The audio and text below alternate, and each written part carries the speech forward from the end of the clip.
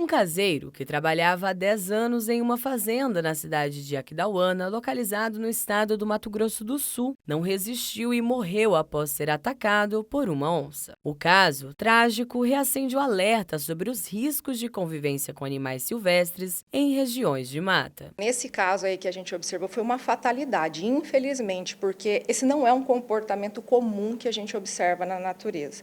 As onças, elas são animais predadores de topo, assim como o tubarão, né? Até como o próprio homem, e a carne humana não é alimentação de onças e de nenhum outro animal na natureza. Então, nesse caso, realmente foi uma fatalidade, porque a gente não consegue observar esse comportamento. Só para você ter uma noção, a gente tem, então, registrados as maiores mortes por animais na natureza, de homens por animais, são por mosquitos, os mosquitos que transmitem doenças. Depois dos mosquitos, nós temos os escorpiões e as abelhas, que são os animais que mais matam humanos no mundo. Só depois que vão vir os cachorros, as cobras, e as onças nem entram nessas estatísticas. E muito mais, né, acaba não entrando pela questão de comer, devorar um ser humano. Talvez por ataque, né, uma onça entrar em embate com um humano, um tubarão e tal, mas de alimentação não existe. Então, esse fato é raríssimo, raríssimo na natureza. Existem várias hipóteses que eles estão levantando, estudando agora nesse momento, mas um problema que nós temos é que nós, seres humanos, dividimos o espaço da natureza com esses animais, porque nós todos fazemos parte do planeta.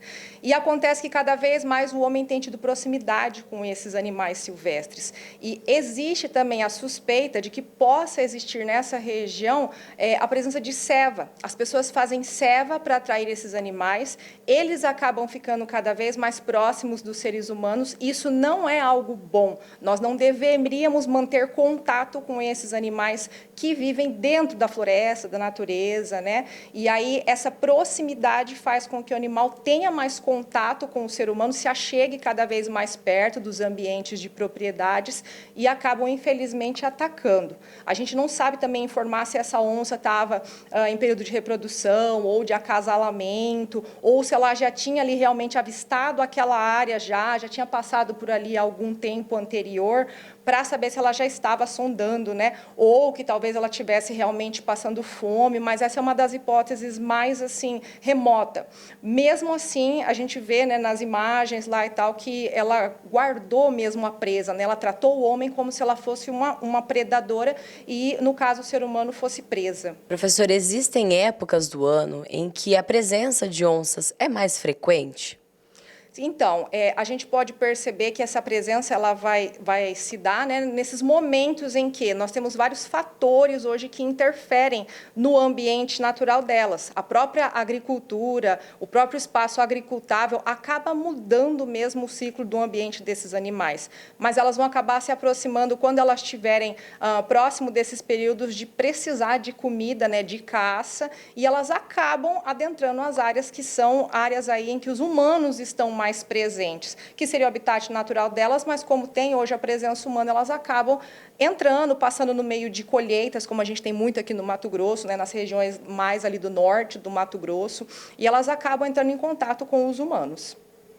Agora, falando aí sobre a prevenção, né, e a segurança quanto aos ataques de onças, quais são as principais orientações para que os encontros com onças em áreas rurais não sejam encontros fatálicos, né, que aconteçam casos como esse? Isso. Então, nós temos uma cartilha desenvolvida pelos médicos do programa Felinos Pantaneiro, que é mantido pelo Instituto Pantaneiro, que é dessa região, inclusive, onde aconteceu o acidente. E temos também algumas indicações do Instituto Chico Mendes, que é para a conservação da biodiversidade, para como a gente deve agir para tentar evitar um acidente, caso a gente acabe encontrando, se deparando no meio de uma região rural com uma onça. Então, algumas recomendações que a gente tem, que são muito assim já indicadas, né? A gente sempre tem que lembrar isso, tem que ter em mente que a onça ela nunca vai tratar o ser humano com vontade de atacar. Na verdade, a onça ela tem medo da gente. Então, se a gente souber se comportar, ela vai ser afugentada. Então, essa é uma das coisas que a gente pode fazer, é tentar afugentar ela. Mas como? Então, se a gente se deparar com uma onça, né, com base em estudos de campo, que a gente já tem, estudos comportamentais desses animais, a gente pode ficar parado na posição em que a gente está. Se você fizer contato visual com uma onça, é importante que você pare no local onde você está e espere que o animal se desloque, né? Se for um contato assim a longa distância, você espera o animal se deslocar e mesmo o animal saindo da tua rota, entrando no meio do mato, ainda é importante que você observe por um tempo antes de se locomover e continuar essa rota, ou, se possível, voltar por essa rota, voltar para trás, né? Não pegar essa rota onde o animal estava. Se você estiver andando com crianças, é importante que, se você aviste uma onça, você pegue essa criança no colo, ou você coloque a criança atrás de você nas suas costas, sempre virado de frente para esse animal, porque ele não pode entender que você está com medo dele, porque senão ele vai entender que você é uma presa. As presas geralmente fogem, viram para trás e fogem. Então, é essa atitude que a gente não pode ter quando observar uma onça. E nem também fazer movimentos bruscos, tentar gritar ou tentar falar de uma forma agressiva, porque daí ela pode também se sentir ameaçada. Então, tudo que a pessoa puder fazer na frente desse animal, para ela demonstrar que ela é grande, que ela é maior que o animal, abrir os braços, o casaco, né? Tudo isso pode fazer com que o animal se afaste naturalmente, sem atacar, sem fazer nada para esse ser humano. Interessante, né? Porque o primeiro comportamento do ser humano é correr, né? Então é importante você fixar o olhar e estar ali presente. Agora, falando sobre a segurança do espaço, existe algum tipo de equipamento ou estrutura que ajuda a manter as onças afastadas de fazendas ou áreas rurais, que geralmente seriam o habitat da onça? É difícil a gente prever, né, esses animais, tanto onça quanto cobra, que aparecem nas regiões rurais.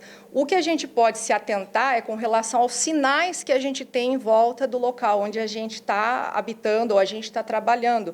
Porque, geralmente, as onças, elas acabam deixando pegadas, deixando rastros, deixando fezes. Então, isso é muito importante a gente observar. Se eu tenho esses rastros e se esses rastros eles parecem ser recentes ou mais antigos, porque essa observação faz com que a gente possa também acionar ou os bombeiros ou a polícia militar para poder estar averiguando aquele local e podendo fazer também a proteção daquele local. Juliana, é importante ressaltar a importância de, ao encontrar uma onça ou ser atacado ali numa área rural, comunicar os órgãos protetores e responsáveis por esse animal, né? Isso, é sempre importante lembrar, mesmo que você não seja atacado, que você apenas aviste uma onça, é importante comunicar a polícia, é importante comunicar os bombeiros da região.